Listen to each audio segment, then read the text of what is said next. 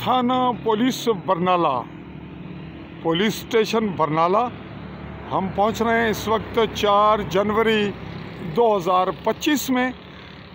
और ये रोड जा रहा है बरनाला थुब और आखिर में ये पहुंचता है दरियाए तवी तक जम्मू की जानिब।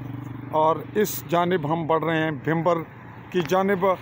हम केस स्टडी करने पहुंचे हैं, इन्वेस्टिगेशन मीडिया क्राइम के हवाले से जो मवेशियों के वाक़े में ज़ख्मी किया गया, काटा गया और फिर खोजी कुत्ते मंगवाए गए, उस सिलसिले में अगला कदम लेते हैं।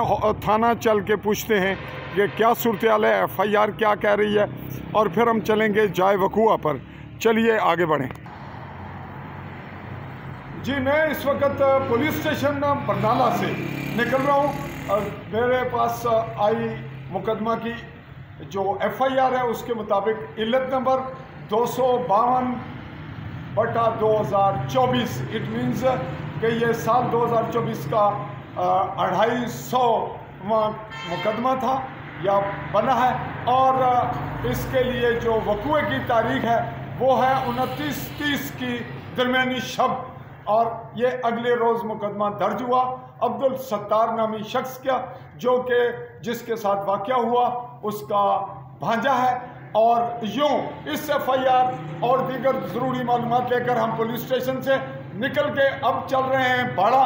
अगले कदमों आपको लिए चलते हैं बाड़ा। जी।